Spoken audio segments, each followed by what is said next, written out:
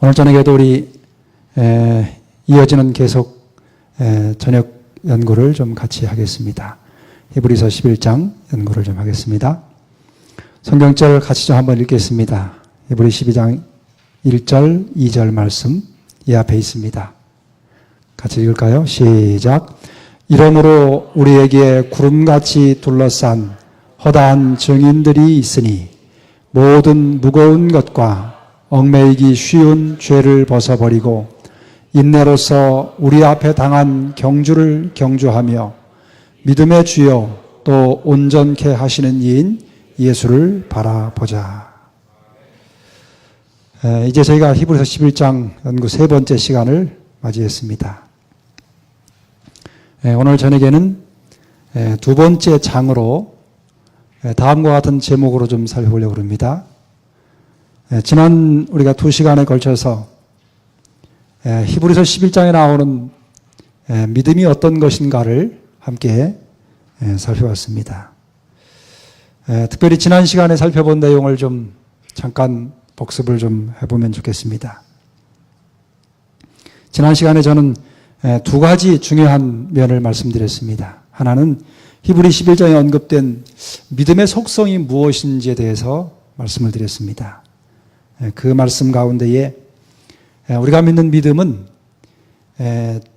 인간적인 신념을 붙잡는 그런 믿음이 아니라고 하는 사실을 말씀을 드리면서 성경적인 믿음의 중요한 속성 가운데 특징을 말씀드렸습니다. 그것이 무엇이라고 말씀드렸는지 혹시 기억하시는 분 있습니까? 예, 어떤 분이 말씀하신 것 같은데 성경적인 믿음의 중요한 특성은요, 자기 자신에게 달려있지 않고 그 믿는 대상이 누구냐에 달려있다고 하는 사실을 말씀드렸습니다. 그래서 그 대상이 인간적인 신념이나 인간적인 생각이나 또는 인간의 어떤 주장이 아니라 하나님과 하나님의 말씀에 대한 믿음이라고 하는 것을 말씀드렸습니다. 그 다음에 히브리 11장에 나오는 그 믿음의 사람들의 그 믿음의 특성에 대해서 한 가지를 말씀드린 것을 기억하실지 모르겠습니다. 이 히브리 11장에 나오는 믿음의 사람들의 그들이 가지고 있던 믿음의 특징 중에 중요한 특징이 무엇이라고 그랬지요? 어떤 믿음을 가지고 있다고 그랬습니까? 아벨은 희생 제물을 드리고 노아는 방주를 만들고 아브라함은 이삭을 드렸다. 네, 우리 집사님께서 정확히 말씀하셨습니다. 행동하는 믿음을 그들이 가지고 있었다라고 하는 말씀을 드리면서 믿음과 참된 믿음의 성격에 대해서 말씀을 좀 드렸습니다. 오늘의 주제는 그렇다면 우리 모두가 히브리 11장에 있는 이 믿음의 사람들이 가지고 있던 그 믿음을 우리도 갖기를 희망합니다. 여러분 그렇게 원하십니까? 네. 그렇다면 이 히브리 11장에 있는 믿음이 어떻게 오늘을 사는 나 자신에게 적용될 수 있는가 하는 것입니다. 내가 어떻게 그런 믿음을 소유할 수 있는가 라고 하는 문제를 오늘 저녁에 좀 살펴보려고 합니다. 여기 속담 하나를 좀 적어봤습니다. 부뚜막에 소금도 입에 넣어야 짜다. 전 어릴 때 저희 아버님이 이 이야기를 자주 하셨습니다. 부뚜막에 있는 소금이 원래 짠 것이지만 입에 넣어야 그것이 짜다고 하는 것을 자주 말씀하셨어요. 이게 무슨 의미냐면 아무리 좋은 것이 있어도 그것이 내 것이 아니면 나한테 적용되지 않으면 가치가 없다 이거지요. 성경 히브리서 11장에 그 신실한 믿음의 사람들이 등장하는데 그들의 믿음을 부러워하긴 하지만 그 믿음을 갖기를 원하지만 그 믿음이 내 것이 되지 않으면 아무런 의미가 없다고 하는 것입니다. 여러분, 오늘 성경에 나오는 그 위대한 믿음의 사람들이 간직했던 그 믿음을 공부하면서 우리가 바라는 건 딱 한 가지입니다. 그것은 그 신실했던 사람들을 아는 것에 우리의 목적이 있지 아니하고 그들이 가지고 있던 그 믿음을 어떻게 하면 나도 가질 수 있느냐 하는 거예요. 그게 제일 중요한 관점입니다.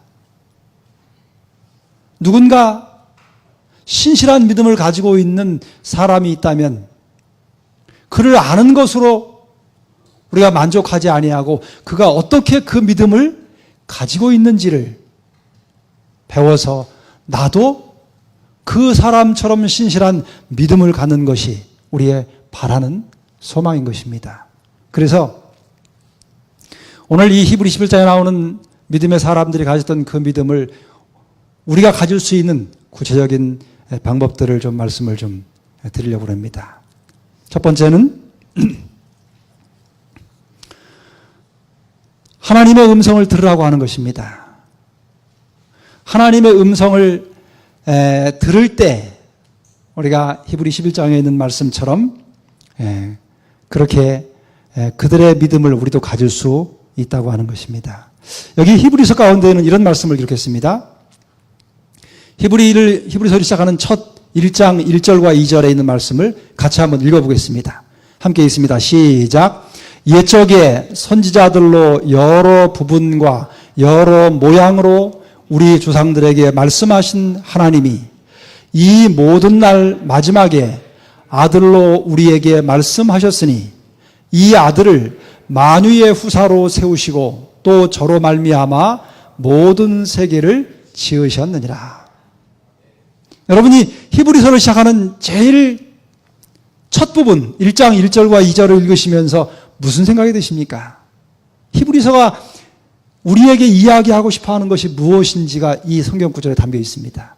여기 1절과 2절에 옛적에 선지자들을 통해서 하나님께서 여러 부분과 모양으로 우리 조상들에게 뭐 하셨다고요? 말씀하셨다고 그랬어요. 그 다음에 이 모든 날 마지막에 이 히브리서를 기록할 그 당시에 그 당대를 이야기하지요. 오늘 물론 우리의 시대도 이야기하지만 이 모든 날 마지막에 아들로 우리에게 뭐 하셨다고요? 말씀하셨다. 여러분, 하나님은 말씀하시는 분이십니다. 그렇게 믿으십니까? 하나님은 말씀하시는 하나님이세요. 그래서 히브리서의 주제 가운데의 중요한 것은 하나님께서 우리에게 뭐 하셨다는 것이냐면 말씀하셨다 이겁니다. 하나님께서 우리에게 말씀하셨는데 그 하나님께서 우리에게 하신 그 말씀에 대하여 오늘 우리가 어떻게 반응하고 있느냐 하는 거예요. 여러분 묻겠습니다. 하나님께서 과거에 선지자들을 통해서 과거에 있던 하나님의 백성들에게 말씀하신 하나님이라고 하는 것을 믿으십니까? 믿으시면 크게 한번 아멘 해보십시오. 그러면 그 하나님께서 마지막을 살아가는 오늘을 사는 하나님의 백성들에게도 동일하게 말씀하시는 하나님이라고 역시 믿으십니까? 그렇다면 여러분, 하나님은 말씀하시는 분이세요. 하나님께서 우리에게 말씀하신다고 하는 증거는 너무나도 많이 있습니다. 제가 그 증거들을 몇 가지만 좀 보여드리려고 합니다. 자, 구약으로 한번 가보려고 합니다. 구약 창세기 1장에서 제가 여기 동일한 성경 구절을 좀 적었습니다. 1장에 하나님께서 천지를 창조하신 창조에 관한 내용이 기록되지요. 그런데 그 1장에 하나님이 가라사대라고 하는 이 문구가 몇 절 나오냐면 9번 등장합니다. 하나님이 가라사대 빛이 있으라 하시며 빛이 있었고, 또 하나님이 가라사대 물 가운데 궁창이 있어 물과 물로 나누라 할까 또 나뉘었고, 하나님이 가라사대 천하의 물이 한 곳으로 다 모이고 물과 육지가 따로 구분되도록 하라고 하셨을 때에 그대로 이루어졌습니다. 하나님이 가라사대라고 하는 이 9절에 등장하는 동일한 말씀, 이게 무엇을 의미하는 것일까요? 구약 성경을 기록하면서 제일 첫 장에 자그만치 9번이나 동일한 똑같은 단어를 사용합니다. 하나님이 가라사대, 하나님이 가라사대, 하나님이 가라사대라고 반복 또 반복을 하고 있습니다. 그게 무엇입니까? 하나님이 지금 뭐하고 계신 거예요? 말씀하고 계신 것입니다. 하나님이 말씀하심에 그 말씀하신 그대로 세상이 이루어졌습니다. 하나님은 구약 가운데 제일 첫 책, 첫 장에서 나는 너희에게 말씀하시는, 말하시는 하나님이다라고 하는 사실을 우리에게 가르치고 있습니다. 여러분, 이 사실을 깊이 생각해 볼 필요가 있습니다. 그래서 시편 기자는 여호와의 말씀으로 하늘이 지음이 되었으며 그 만상이 그 입 기운으로 이루었다. 그렇게 노래하고 있습니다. 이것만이 아닙니다. 이제 신약으로 한번 넘어가 보겠습니다. 신약 전체보다도 일부분만 봤습니다. 복음서에만 예수님께서 내가 너희에게 이르노니 라고 하는, 너희에게 이른다고 하는 그 횟수가 몇 번 기록되냐면 사복음서에 자그만치 120번 기록됩니다. 말씀이신 하나님께서 육신으로 오셔서 직접 얼굴과 얼굴을 대하여 눈앞에서 면전에서 사람들에게 내가 너희에게 이르노니 라고 반복해서 말씀하셨습니다. 한두 번 하신 게 아니에요. 자그만치 120번이나 기록이 됐어요. 내가 너희에게 이르노니, 진실로 내가 너희에게 이르노니, 이 말을 하고 또 하고 또 하고 또 하고 계속해서 반복하였습니다. 이게 무엇을 의미하는 것일까요? 하나님은 오늘 우리에게 뭐하고 계신다고 하는 거예요? 말씀하고 계신 하나님이라는 사실을 가르치는 것입니다. 여러분, 하나님께서 오늘 말씀하고 계시다고 하는 사실을 믿으십니까? 확신하시기 바랍니다. 그런데 여기 히브리서 가운데는 히브리서 12장 25절에 너희는 삼가 말하신 자를 뭐하지 말라? 거역하지 말라. 뭐 하는 거예요? 하나님께서는 말씀하시고 또 말씀하시고 또 말씀하시는데 너희가 해야 될 것은 하나님께서 끊임없이 너희에게 말씀하실 때에 뭐 하지 말라는 거예요? 그 말씀을 거역하지 말라 하는 것입니다. 여러분, 우리가 믿는 하나님은 말씀하시는 하나님이십니다. 구약 당시에 말씀하시던 하나님이 신약에도 여전히 말씀하고 계시고 성경시대에 말씀하시던 그 하나님이 오늘 이 시간에도 여러분과 저에게 여전히 끊임없이 말씀하고 계시다는 사실을 마음 가운데 굳게 믿으시기 바랍니다. 그러면 실제로 하나님께서 어떻게 말씀하셨을까? 여기 히브리서 11장의 믿음의 영웅들은 하나님의 진리의 말씀을 들었던 사람들입니다. 여기 모세가 말입니다. 이제 내가 너를 바로에게 보내어 너로 내 백성 이스라엘 자손을 애굽에서 인도하여 내게 하리라. 출애굽기 3장에 보면 하나님께서 모세에게 말씀하십니다. 그 다음에 여호수아에게는 가나안을 정복하면서 제일 첫 성인 여리고성을 날마다 하루에 한 번씩 군사들을 데리고 성을 한 바퀴씩 돌아라. 그리고 마지막 7째 날에는 7바퀴를 돌아라. 그렇게 말씀하셨어요. 여러분, 모세가 애굽에서 비록 40년 동안 왕자로 살았지만 미디안 광야로 도망가서 40년을 산 뒤에 80노인이 됐을 때 모세는 젊음의 그 모든 기력을 다 잃어버렸습니다. 의기충천한 내가 이스라엘 백성들을 구원해야 되겠다고 하는 그 뜨거운 열정도 식어버렸습니다. 대신에 하나님, 나는 할 수 없습니다. 저는 이스라엘 백성을, 우리 민족을 구원할 만한 자격이 없는, 능력이 없는 사람입니다. 그렇게 하나님의 부르심에 5번씩이나 거절했던 그 모세에게 하나님께서 바로에게 가서 이야기해라 라고 했을 때 그 애굽의 군대를 두려워하지 않고 가서 바로에게 내 백성 이스라엘 민족을 내보내라고 여호와께서 말씀하셨다고 그렇게 이야기했습니다. 어떻게 모세가 80세가 된 그 연약해진 모세가 감히 애굽의 왕인 바로에게 가서 이스라엘 민족을 내보내라고 두려움 없이 이야기할 수 있었을까요? 그 이유는 하나입니다. 모세가 하나님의 음성을 들었기 때문입니다. 여호수아가 전쟁을 하러, 정복을 하러 나가는 이 군대 장관인 여호수아가 가나안의 첫 성인 그 거인족 속에 사는 여리고성을 정복하러 가는데 그 높은 성벽을 뚫고 들어가서 공격해서 전쟁에서 이겨야 되는데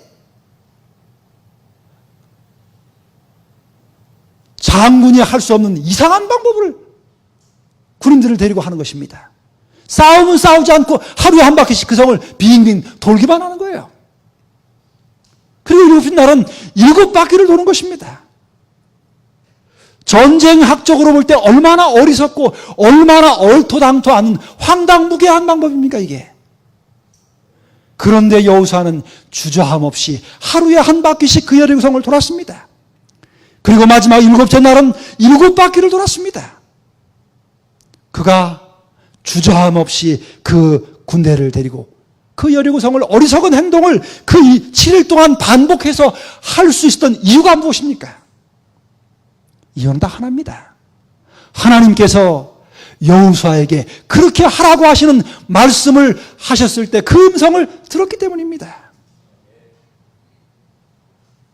하나님의 음성을 들은 모세나 여호수아는 인간이 도무지 이해할 수 없는 그 하나님의 음성을 그대로 순종했습니다.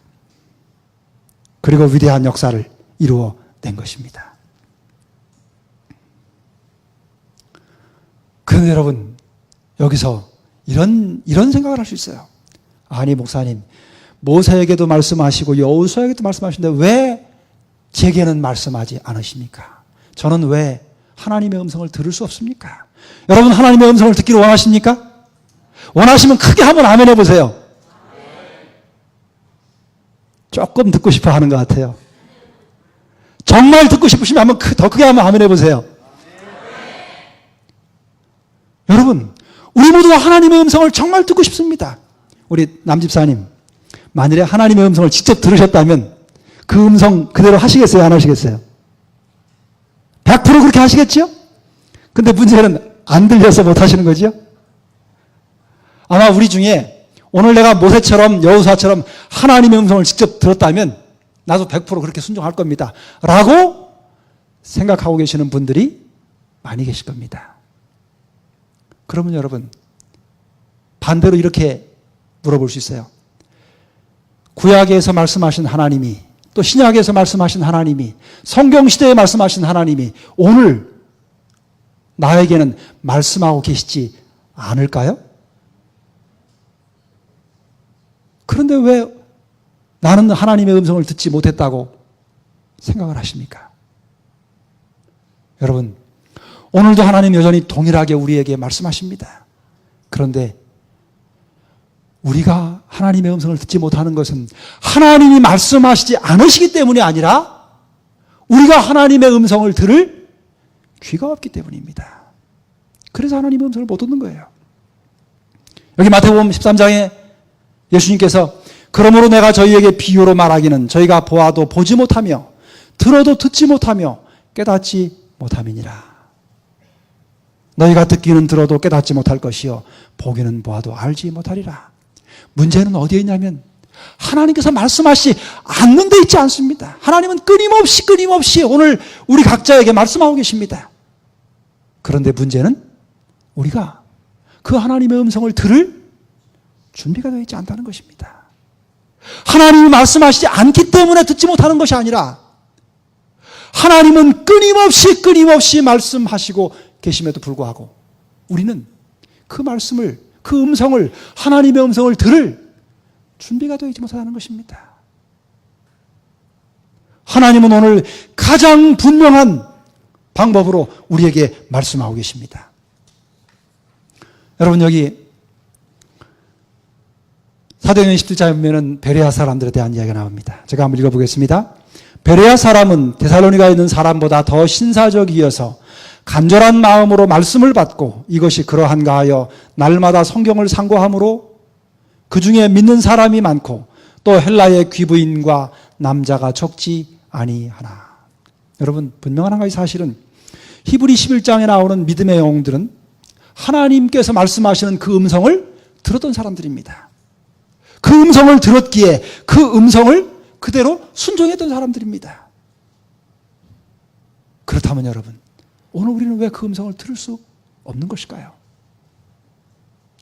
우리가 하나님의 음성을 들을 수 있는 방법을 히브리 11장에 나오는 사람들과 동일하게 그렇게 간혹 바라기 때문은 아닐지 모르겠습니다. 여러분, 히브리 11장에 나오는 사람들이 하나님의 음성을 들었던 그 방법과 오늘을 사는 하나님의 백성들이 하나님의 음성을 듣는 방법과 어느 쪽이 더 명확할까요? 어느 쪽이 더 명백하고 확실할까요? 오해가 없이 어느 쪽이 더 훌륭한 방법일까요? 여러분, 하나님은 과거에 있었던 사람들보다 오늘을 사는 하나님의 백성들에게 가장 분명하고 확실한 방법으로 말씀하고 계십니다. 여러분, 이런 생각을 해볼 필요 있습니다. 만일에 말이에요, 성경에 나오는 인물처럼 어떤 이상이나 환상이나 또는 계시나 이런 것들을 통해서만 하나님의 말씀을 들을 수 있다면 어찌 생각하면 굉장히 그 방법이 좋을 것 같지요. 너무나도 분명할 것 같지요. 잠을 자는데 또는 기도하는데 귓전에 말이에요, 아무개야 이걸 해라, 이렇게 말씀하시는 음성이 들려왔다면 그것이 가장 좋은 방법일 것 같지요. 어떻게 생각하십니까? 언뜻 생각하면 그게 참 좋은 방법일 것 같아요. 그런데 조금만 더 곰곰이 생각해 보면요, 그 방법보다 훨씬 좋은 방법이 뭐냐면 하나님의 말씀으로, 기록된 말씀으로 우리에게 말씀해 주신 것입니다. 그게 훨씬 더 좋은 방법입니다. 만일 이런 생각을 해봅시다. 만일 오늘 제가 어떤 이상한 음성을 들었어요. 또는 환상을 봤다고 보십시다. 그러면 그 다음에 무슨 생각을 해야 될까요? 오늘 어떤 음성을 듣고 환상을 보았는데 이것이 하나님께로부터 온 것인지 아니면 사단에게서 온 것인지를 어떻게 분별할 수 있을까요? 기록된 하나님의 말씀이 없이 환상이나 음성으로만 들려줬다면 그것이 하나님께로부터 온 것인지 사단에게로부터 온 것인지 어떻게 분별할 수 있을까요? 분별할 방법이 없습니다. 반대로 환상도 아니고 음성도 들리지 않았지만 하나님께서 말씀을 기록해 놓으셨어요. 하나님의 뜻을 다 기록해 놓은 기록이 있어요. 그러면 기록되어진 명백한 하나님의 말씀과 그저 내가 오감으로 듣고 느낄 수 있는 방법과 어느 쪽이 더 객관적이고 명백하고 확실한 하나님의 음성을 들을 수 있는 좋은 방법일까요? 어느 쪽일 것 같습니까? 당연히 기록된 하나님의 말씀이 훨씬 더 확실한 방법입니다. 하나님은 그 확실한 방법을 통해서 우리에게 말씀하고 계시다고 하는 겁니다. 성경이 기록되기 전에는 기록되어진 하나님의 말씀이, 분명한 말씀이 부족했을 때에 하나님은 어쩔 수 없이 직접적으로 음성으로 말씀하시거나 환상이나 계시로 보여줄 수밖에 없었습니다. 그러나 시간이 흐르면서 선지자를 통해서 미리 말씀하시고 종도를 통해서 말씀하시고 하나님이 직접 사람의 모습으로 오셔서 수없이 많이 말씀하신 그 말씀의 기록들이 차곡차곡 쌓여져서 하나님의 뜻이 아주 풍성하게 온전하게 담겨있는 기록된 말씀이 있다면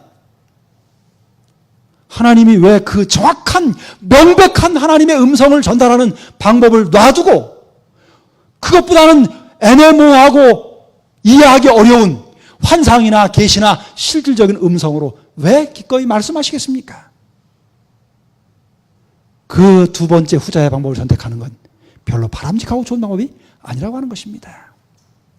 여러분 기억하십시오.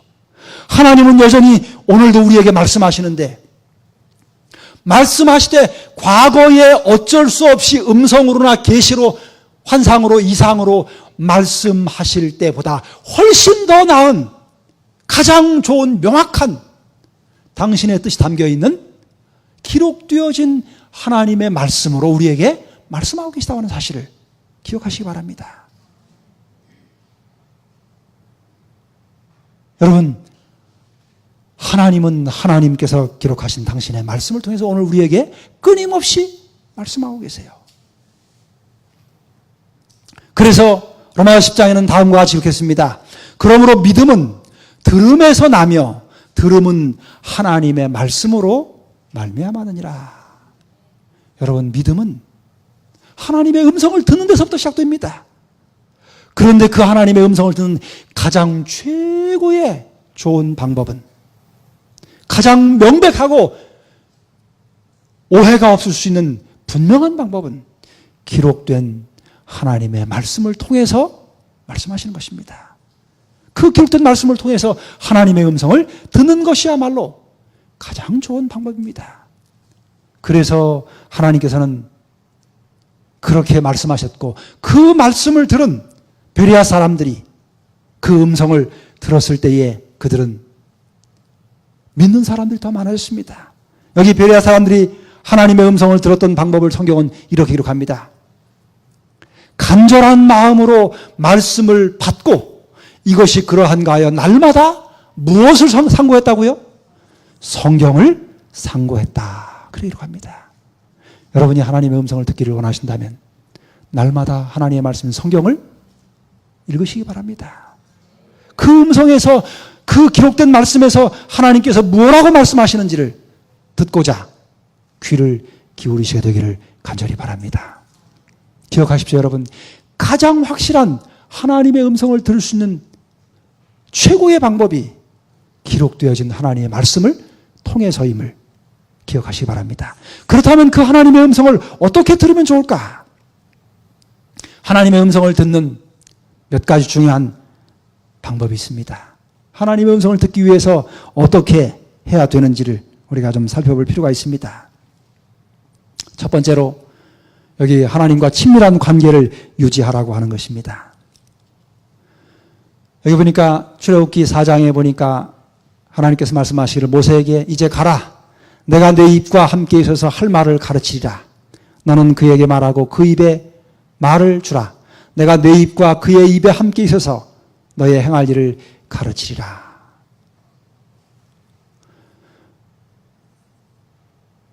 하나님의 음성을 듣기 위해서 제일 중요한 것은 하나님과 친밀한 관계를 유지하는 것입니다.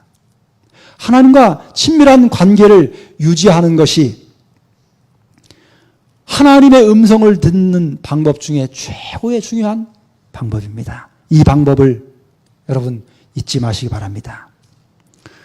요즘 현대 그리스도인들은 어떤 그 형태로 신앙생활을 하냐면, 모두는 아니지만 많은 분들이 이런 형태로 신앙생활을 합니다. 하나님을 믿으라고 하나님께 나가기는 합니다. 그런데 때때로 하나님을 매우 무시하는 삶을 삽니다. 그러다가 삶의 어떤 어려운 일을 만나게 되면 비로소 하나님 앞으로 달려갑니다. 그리고 하나님께 그 어려운 일을 해결해 달라고 매달립니다. 그런데 그렇게 매달리다가 일이 해결되지 않으면 어떤 모습을 보이냐면 하나님이 계시지 않는 것 같다고, 하나님이 내 음성을 들어주지 않는다고 화를 냅니다. 그리고는 믿음이 필요 없다고 그렇게 부인합니다. 다시 말하면요, 하나님과의 평소의 관계는 무시하다가 어려운 일을 당하면 관계는 별로 하지 않으면서 그때 달려간다고 하는 것입니다. 여러분, 하나님과의 관계가 얼마나 중요한지를 제가 한번 말씀을 드려보겠습니다. 여기 말입니다. 만일에 올림픽에서 금메달을 따기를 원하는 한 선수가 여기 있다고 칩시다. 그러면 근데 이 한 선수가 말이에요, 그 올림픽에 나가서 금메달을 따기 위해서 그를 가르치는 코치가 있을 거 아니겠어요? 근데 이 선수가 코치를 무시해요. 코치하고 같이 있는 시간이 별로 없어요. 같이 훈련을 해야 되는데 같이 훈련을 하지 않고 그 사람하고 같이 있는 걸 좋아하지 않아요. 그리고 자기가 원하는 대로 엉뚱한 데 가서 엉뚱하게 시간을 보내요. 그렇게 보낸 선수가 올림픽에서 금메달을 딸 확률이 얼마나 있겠습니까? 코치와 함께 있기를 별로 좋아하지 않으면서, 코치의 말을 듣고 그의 지도를 따르기를 별로 그렇게 즐겨하지 않으면서, 그 일에 시간을 많이 투자하지 않으면서 올림픽에 가서 금메달을 따기를 원한다면 그게 가능한 일일까요? 여기 또한 정상의 세계적인 피아니스트가 되기를 원하는 한 사람이 있다고 치십시다. 그 세계적인 피아니스트가 되기를 위해서 아주 비싼 돈을 내고 아주 훌륭한 선생님을 모셨습니다. 그런데 이 사람도 그 선생님을 별로 좋아하지 않아요. 그 선생님과 함께 있는 것을 별로 그렇게 썩 내키하지 않아요. 그 선생님이 훈련을 하면서 요건 요렇게 치라고 그러고 지적하고 하는 것이 별로 좋아하지 않는 거예요. 싫어합니다. 오라 그러면 연습 조금 하다가 도망가 버리고, 지적하면은 그거 지적해준다고 싫어하고, 코치랑 같이 있기를 좋아하지 않아요. 그런 연주자가 세계적인 연주회에 나가서 세계적인 피아니스트가 될 확률이 얼마나 있겠습니까? 여러분, 히브리 11장에 나오는 이 믿음의 승리자들은 자신이 어떻게 믿음으로 승리해야 될지를 가르쳐주고 말씀해 주시고 지도해 주시는 그분과 함께 늘 함께 있기를 정말 좋아했던 사람들입니다. 그분의 음성을 듣기를 좋아하고 그분의 지도를 따르기를 좋아하고 그분을 늘 마음에 모시기를 좋아했던 사람들입니다. 그분과의 관계를 갖는 것을 세상에서 제일 좋은 일로, 제일 큰 특권으로 여겼던 사람들입니다. 그러기에 그들은 믿음으로 승리하는 사람들이 될 수 있었습니다. 여기 사도행전 1장에 보면은 이러므로 요한의 침례로부터 우리 가운데서 올리와 가신 날까지 주 예수께서 우리 가운데 출입하실 때에 항상 우리와 함께 다니던 사람 중에 하나를 세워 우리로 더불어 예수의 부활하심을 증거할 사람이 되게 하여야 하리라. 가룟 유다의 자리를 대신 차지할 한 사도를 세울 때에 그 기준점은 그 사람이 똑똑하냐, 믿음이 있느냐, 그 사람이 지식이 있느냐가 아니었습니다. 그 중요한 조건은 예수님이 우리를 제자로 부르시고 말씀을 가르치시기 시작하던 그때부터 돌아가시고 승천하실 때까지 항상 우리와 함께 있었느냐, 있지 않았느냐, 그것이 중요한 조건이었습니다. 여러분, 하나님과의 개인적인 친밀한 관계를 유지하는 일에 얼마만큼 시간과 정력과 관심을, 마음을 쏟았냐 하는 것은 대단히 중요한 일입니다. 그것이 하나님의 음성을, 잘 세미한 음성을 들을 수 있는 방법입니다. 하나님과 함께하는 시간은 갖지 않으면서 내 귓전에는 하나님의 음성이 하나도 들리지 않는다고, 하나님은 나한테 전혀 말씀하시지 않는다고 이야기하는 것은, 자기를 가르치고 올림픽에서 금메달을 따게 해주신 코치와 함께 있는 건 싫어하면서 금메달을 따기를 기대하는 선수와 똑같은 것입니다. 히브리 11장에 나왔던 사람들은 하나님과 아주 가까운 교제를, 하나님을 잘 알고 하나님과 아주 가까이 지냈던 사람들입니다. 그래서 아벨은 제단에서 하나님을 만났고 그 제단에서 자기의 생명을 내줄 수 있었습니다. 에녹은 그의 일상생활 중에 바쁘면 바쁠수록 더 많은 시간을 할애해서 하나님과 함께하는 시간을 보냈습니다. 사무엘은 아예 어릴 때부터 성전에서 하나님의 음성을 들으며 자랐습니다.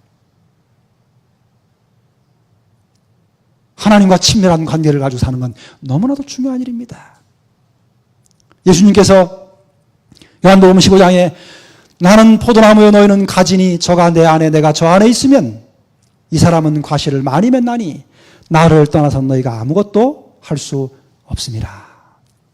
여러분, 가지가 충실한 많은 열매를 맺는 건 가지가 노력해서 되는 것이 아닙니다. 조건은 딱 하나예요. 가지가 나무에 딱 붙어 있으면, 정상적인 관계로 딱 붙어 있기만 하면 열매는 저절로 나무가 맺혀주는 것입니다.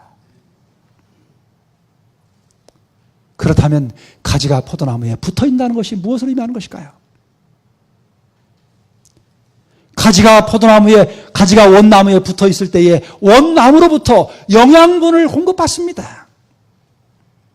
붙어 있는다는 의미는 나무로부터 영양분을, 양식을 공급받는다는 의미입니다. 하나님과의 관계를 유지시켜주는 연결 고리들이 있습니다. 그것들이 이런 것들입니다. 여러분이 오늘 안식일에 예배에 오신 것, 여러분이 여기 안식일에 오시지 않아도요, 스마트폰으로 얼마든지 설교하는 거 들을 수 있어요. 우리가 지금 교회 어플 깔았는데요, 그 어플을 잘못 이용하시면 신앙에 큰 손해가 됩니다. 아이고, 오늘 교회 가기도 귀찮고 한데 그냥 집에서 어플로 설교 말씀 드려야 되겠다, 이렇게 하시면 그거 어플 안 쓰시는 것이 좋습니다. 절대 그렇게 하지 마십시오. 비가 오고 날이 덥고 하지만 하나님의 성전에 오셔서 예배에 참석하는 건 대단히 중요한 일입니다. 그것은 나무에 붙어있는 연결고리입니다. 설교를 하면 인터넷만 열면 TV만 키면 얼마든지 설교 수백 편 들을 수 있습니다. 그런데 왜 성전에 올 필요가 있습니까? 그것이 가지가 포도나무에 붙어있는 연결고리이기 때문에 그렇습니다. 말씀 연구, 기도 생활, 영적인 친교, 봉사활동, 구제활동, 선교활동, 성도들과의 교제, 이 모든 것들이 가지가 나무로부터 영양분을 공급받기 위하여 붙어있기 위한 하나의 연결 고리들입니다. 우리가 이와 같은 것들을 통해서 원나무가 되시는 예수 그리스도께 붙어있음으로 인해서 우리는 그분께로부터 영적인 양식을 공급받게 되고, 영적인 양식을 얼마만큼 충분히 공급받았냐에 따라서 우리의 삶에 맺힌 열매가 결정되어질 것입니다. 하나님의 음성을 듣는 첫 번째이면서 가장 중요한 방법은 하나님과의 관계를 친밀하게 유지하는 것입니다. 오늘 그 일을 위해서 여러분의 마음과 시간과 정력을 필요하다면 재물까지 아낌없이 투자하시게 되기를 간절히 바랍니다. 그 다음에 두 번째는 바른 목적을 갖는 것입니다. 여기 고린도서 10장 31절에 그런즉 너희가 먹든지 마시든지 무엇을 하든지 다 하나님의 영광을 위하여 하라, 그렇게 기록하고 있습니다. 히브리서에는 11장 6절에 이렇게 말합니다. 믿음이 없이는 기쁘시게 못하나니 하나님께 나아가는 자는 반드시 그가 계신 것과 또한 그가 자기를 찾는 자들에게 상 주시는 이심을 믿어야 할지니라. 여러분, 신앙생활 하시는 목적이 무엇입니까? 처음에 교회로 인도를 받을 때는 뭘 잘 몰라서 그냥 육신의 필요를 인해서 교회를 나오신 분들이 대부분이실 겁니다. 그런데 신앙이 깊어지면서 점점 성경의 말씀을 배워가면서 생각이 달라지지요. 목적이 달라집니다. 여러분, 신앙생활을 하는 것은요, 내가 유명하게 되기 위해서 하는 것이 아닙니다. 나를 드러내기 위해서 하는 것도 아닙니다. 또 어떤 사람들은 이런 생각을 합니다. 신앙생활하는 건 내가 하나님을 위하여 어떤 위대한 일을 성취하기 위해서 내가 하나님을 믿는다고 그렇게 생각하는 경향도 있습니다. 여러분, 그것도 바른 생각이 아닙니다. 내가 구원을 얻기 위해서 하나님을 믿는다. 그것도 처음 신앙을 하는 분들에게는 이해가 될 수 있는 일이지만 신앙이 깊어지면 그것도 목적이 되어서는 안 됩니다. 신앙생활하는 진짜 목적은요, 하나님을 기쁘시게 하기 위한 것이 되어야 된다고 하는 것입니다. 하나님께 영광을 돌리기 위한 것이 될 때에 그게 가장 정상적인, 가장 올바른 신앙생활을 하는 방법입니다. 여러분, 제가 이렇게 설명을 드리고 싶습니다. 부모를 공경하는 한 여기 자녀가 있습니다. 그런데 부모를 정말 지극정성으로 봉양을 했어요. 그렇게 부모를 지극정성으로 봉양을 하니까 그 주변에서 그걸 본 사람들이 저분 참 효자요, 효녀요, 효부다. 그래가지고 뭐를 줘요? 효부 상을 줍니다. 근데 그걸 쳐다보고 있던 옆에 있던 사람이 나도 효부상 좀 하나 좀 타야 되겠다 하고서 효부상 타기 위해서 어머니 아버지를 정성껏 모셔요. 겉으로 볼 때는 똑같습니다. 지극정성으로 모시는 건 똑같아요. 그런데 둘은 전혀 성질이 다른 것입니다. 한쪽은 전자는 정말 부모를 사랑하고 어떻게 하면 부모님께 정말 기쁨을 드릴 수 있을까? 어떻게 하면 부모님이 나를 사랑하시고 나를 위해서 애쓰신 그 사랑에 조금이라도 보답할 수 있을까 하는 마음으로, 그런 동기로 부모를 봉양한 결과로 효부상을 탔습니다. 근데 후자는 그런 동기 없이 저 사람이 타니까 나도 효부상 좀 타보려고 부모를 공격하는 것입니다. 하나님께서는 우리의 마음의 동기를 읽으시는 분이십니다. 하나님께서 바라시는 건 후자가 아닙니다. 건강법칙 똑같습니다. 안식을 준수하는 거 똑같습니다. 여러분, 내가 안식을 잘 지켜서 정말 의롭게 되보겠다고, 구원 얻겠다고 그런 동기로 안식일을 지킨다면 그것은 효부상 타기 위해서 안식을 지키는 것과 똑같습니다. 우리가 정말 하나님의 그 깊은 사랑을 알게 될 때, 그 하나님께서 나를 위해서 치루신 그 큰 희생과 사랑이 무엇인지를 알게 될 때, 그 사랑에 감사해서, 그 사랑에 보답하고 싶어서 나를 그토록 사랑하신 하나님께 기쁨을 드리고자 하는 마음으로 하나님의 말씀에 순종하는 것, 그것이 하나님께서 바라시는 바른 신앙의 동기라고 하는 것입니다. 그래서 여러분, 하나님의 음성을 들으려면 하나님과 친밀한 관계를 유지할 뿐만 아니라 신앙생활의 바른 목적을 분명히 갖고 있어야 됩니다. 올바른 동기와 목적이 있을 때 하나님의 음성이 바르게 들리고 이해되어지고 깨달아질 수 있습니다. 인간적이고 이기적인 목적을 가지고 그 일을 이루기 위해서 하나님께서 무언가를 내게 어떻게 말씀하시는지를 들으려고 그러면 그 음성이 들리지 않습니다. 이렇게 하나님의 음성을 말씀을 통해서, 기록된 말씀을 통해서 들었을 때에 그 들은 사람들이 어떻게 태도를 취해야 될지를 우리는 이 히브리서 11장을 통해서 확인할 수 있습니다. 여러분, 하나님의 음성을 들은 사람이 어떤 태도를 취하는 것이 바른 태도인지를 생각해 보겠습니다. 자, 하나님의 음성을 들은 사람은 첫째로 하나님의 말씀에 순종합니다. 여기 두 사람을 제가 좀 적어봤습니다. 아브라함이 하나님의 음성을 듣고 하나님께서 가라고 하는 가나안 땅으로 들어갔습니다. 모세가 바로에게 가서 내 백성을 내보내라고 하는 말을 전하라고 그럴 때 바로에게 갔습니다. 근데 여러분, 여기서 하나님의 말씀을 순종하는 하나님의 백성들이 꼭 기억해야 될 것이 하나 있습니다. 그것이 무엇이냐면 이것입니다. 여기 보십시오.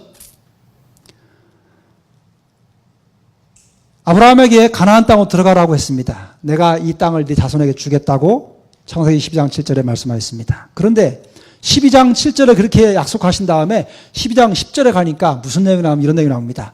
그 땅에 기근이 있으므로 아브라함이 애굽에 우거하려 하여 그리로 내려갔으니 이는 그 땅에 기근이 심하였습니다. 하나님께서 분명히 가나안으로 가라고 그러셨어요. 그래서 그 음성을 듣고 그대로 순종해서 가나안으로 갔습니다. 근데 간 결과는 뭡니까? 거기 가서 뭘 만납니까? 기근을 만났어요. 그 다음에 또 하나 보겠습니다. 하나님께서 모세에게 바로에게 가서 이야기하라고 그랬습니다. 그래서 출애굽기 5장 6절 7절에 보니까 바로에 가서 이야기했을 때 바로가 뭐라고 하냐면 이렇게 말합니다. 바로가 당일에 백성의 간역자들과 패장들에게 명하여 가로되 너희는 백성에게 다시는 벽돌 소형의 집을 전과 같이 주지 말고 그들로 가서 스스로 줍게 하라. 또 그들의 전에 만든 벽돌 수요대로 그들로 만들게 하고 감하지 말라. 그들이 게으름으로 소리질러 이르기를 우리가 가서 우리 하나님께 희생을 드리자 하나니 그 사람들의 고역을 무겁게 함으로 수고롭게 하여 그들로 거짓말을 듣지 않게 하라 그랬습니다. 하나님께서 모세와 아론에게 가서 바로에게 이야기하라고 했을 때 가서 그대로 그 음성을 듣고 가서 순종해서 이야기를 했습니다. 그런데 이야기한 결과가 어떻게 됐습니까? 전에는 볏짚, 벽돌 치는 데 석가 갖고 가신 볏짚을 그냥 주더니 이번엔 어떻게 해요? 볏짚도 너희가 주워와라. 그리고는 하루 일당 만들어야 될 개수는 똑같이 만들어라. 일이 훨씬 더 많아졌어요. 그러자 백성들이 어떻게 합니까? 그들이 바로를 떠나 나올 때에 모세와 아론이 길에 선 것을 만나 그들에게 이르되 너희가 우리로 바로의 눈과 그 신하의 눈에 미운 물건이 되게 하고 그들의 손에 칼을 주어 우리를 죽이게 하는도다. 여호와는 너희를 감찰하시고 판단하시길 원한다. 하나님의 말씀에 그대로 순종했는데 결과가 어떻게 됐냐면은 오히려 더 어려운 결과가 나타났습니다. 나중에 이스라엘 백성들이 하나님의 말씀대로 애굽에서 나왔어요. 출애굽했습니다. 근데 출애굽해가지고 얼마 가지 않아서 애굽의 병거들이 군대가 쫓아오는 것입니다. 자기들을 죽이려고 말합니다. 그랬을 때에 이스라엘 백성들이 모세와 아론에게 우리가 죽을 매장할 곳이 없어가지고 우리를 이 광야에서 죽게 하느냐? 차라리 애굽에서 그냥 죽는 것이 더 나을 텐데 너희가 왜 우리를 이 땅으로 인도해내서 우리를 광야에서 죽게 하느냐고 원망하고 불평합니다. 여러분, 제가 드리고자 하는 말씀이 무엇이냐면요. 하나님의 음성을 듣고 순종했을 때 그 결과가 항상 평안하고 좋은 쪽으로만 나타나는 것이 아니라고 하는 사실이에요. 여러분, 순종은 하나님의 말씀을 순종함에도 불구하고 시련은 그대로 찾아온다고 하는 것입니다. 많은 분들이 여기서 실패합니다. 하나님의 말씀에 순종하면 100% 좋은 결과만 올 것이라고 생각하는 것입니다. 그래서 하나님 말씀대로 해보니까 안 돼요. 좋은 결과가 없어요. 그러니까 이거 하나님 말씀 순종해도 별 수 없더라. 교회 나가서 하나님 믿으면 복 받고 잘 산다고 하더니 아무개 보니까 사고 당하고 어려움 당하고 시련 당하고 고생만 하더라. 그런 생각합니다. 여러분, 히브리 11장에 나오는 믿음의 위인들이 가지고 있던 그 순종의 성격은 비록 결과가 어떻게 나오든지 관계없이 결과에 상관하지 않고 끝까지 하나님의 말씀에 순종하는 것이 그들의 믿음의 특징입니다. 여러분이요, 하나님께 순종함에도 불구하고 시련이 찾아올 수 있다고 하는 사실을 잊지 마시기 바랍니다. 순종은 시련을 다 물러가게 하고 항상 평안함만을 가져오는 것이 아닙니다. 순종은 인내와 끈기를 요구합니다. 때로 하나님의 말씀을 순종했음에도 불구하고 시련과 고난에 처할 수도 있습니다. 그러나 여러분, 하나님은 마지막까지 그의 삶을 지키시고 최후의 마지막 순간에 하나님의 말씀을 순종한 것이 무엇인지를 알게 해 주실 것입니다. 마지막으로, 그렇다면 어떻게 이 히브리 11장에 나오는 믿음의 사람들처럼 끝까지 결과가 좋지 않음에도 불구하고 끝까지 순종할 수 있는가? 지속적으로 순종할 수 있는 비결이 무엇인가 하는 것입니다. 첫째는 이것입니다. 하나님의 말씀에 굳게 서는 것입니다. 역대하 20장 20절에 너희는 너희 하나님 여호와를 신뢰하라. 그리하면 견고히 서리라. 그 선지자를 신뢰하라. 그리하면 형통하리라. 여러분, 제가 두 가지를 말씀드릴 것입니다. 첫째는 여러분이 지속적으로 순종하기 위해 첫 번째 매우 중요한 조건은 뭐냐면 오늘 내가 선 이 노선이, 내가 선택한 이 선택이 하나님의 말씀으로부터 지지를 받을 수 있는 것인지를 확인하는 것입니다. 여러분이 어떤 일을 결정할 때 내가 한 이 결정이 결과가 어떻게 나오든 상관없이 내가 선택한 이 선택이 하나님의 말씀에 기록된 그 말씀에 의해서 이와 같은 선택의 길로 가라고 하시는 그 말씀의 지지를 받을 수 있다면 그 길은 하나님께서 인정하시는 길입니다. 결과에 상관없이요. 그러면 여러분이 어떤 일을 결정할 때 여러분의 드는 느낌으로 하지 마시고 기록된 말씀, 기록된 하나님의 말씀이 내 결정을 전적으로 지지하고 그것이 하나님의 뜻이라고 기록된 말씀으로 확인하고 짚어서 제시할 수 있다면 그 길은 분명히 순종의 길입니다. 그것이 말씀에 굳게 서는 것을 의미하는 것입니다. 두 번째, 하나님은 기록된 말씀에 지지를 하실 뿐만 아니라 그것으로 그치지 아니하시고 우리의 마음속에 내적인 내가 오늘 선택한 이 길과 내가 걸어가는 이 노선이 나를 사랑하시고 나를 구원하시고 나를 끝까지 인도하실 하나님이 인정하시는 길이라고 하는 사실에 대한 깊은 내적인 확신을 갖도록 내적인 증거를 주시는 분이십니다. 여기 예레미야가 내가 다시는 여호와를 선포하지 아니하며 그 이름으로 말하지 아니하리라 하면 나의 중심이 불붙는 것 같아서 골수에 사무치니 답답하여 견딜 수 없나이다. 하나님의 음성을 갖다 전하는데 백성들이 왕들이 듣질 않아요. 가서 두드려 패고 옥에 가두고 그런데 내가 다시는 하나님의 말씀을 전하지 않으리라고 하는데 가슴 속에서 견딜 수가 없도록 그 음성을 또 전하라고 하는 뜨거운 그 음성이 들려오는 것입니다. 가만히 있을 수가 없는 것이에요. 내가 어떤 길을 선택하고 가는데 계속 가면서 넘어지고 고통을 당하고 시련을 당합니다. 내가 이 길을 잘못 선택한 것인가? 기록된 말씀에 의하면 이 길이 하나님의 뜻인데 그런데 그 시련 가운데도 내 마음속에 말씀을 통해서 이 길을 하나님이 인정하시고 기뻐하신 길이라는 확신을 하나님이 끊임없이 주시는 것입니다. 그 내적인 증거가 있을 때 시련과 핍박과 환난 가운데도 그 길을 끝까지 갈 수 있는 힘을 얻을 수 있다고 하는 것입니다.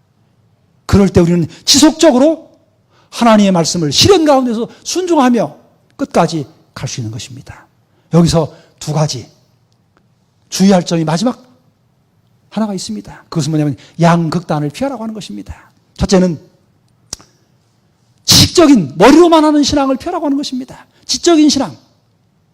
마음의 내적인 확신은 없지만 그저 머리로 그렇게 알고 머리로 믿는 것 때문에 머리로 인정하는 동의하는 것으로만 나가는 것은 매우 위험한 일입니다. 그것은 자기의 느낌이나 감정을 자기 자신만을 또는 인간의 이론을 신뢰하는 결과를 가져올 것입니다. 여러분 지식을 의지하는 한 극단에 치우치지 말아야 될 것입니다. 그리고 두 번째는 주관적인 자기의 감정이나 느낌에 치우치는 극단입니다. 이 두 가지를 늘 주의할 필요가 있습니다.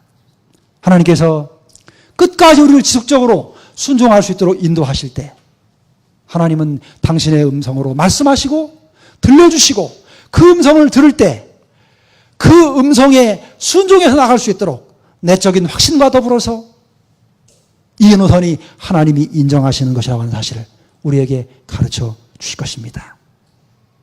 여러분이요, 하나님의 음성을 들으시고 그 들으신 음성에 순종하시고 순종의 생활을 끝까지 지속하고 성령의 인도를 따라서 그렇게 끝까지 믿음으로 승리하셔서 히브리 11장에 나오는 믿음의 용사들처럼 우리도 그런 믿음의 승리자들이 다 되시기를 간절히 바라면서 말씀을 마치겠습니다.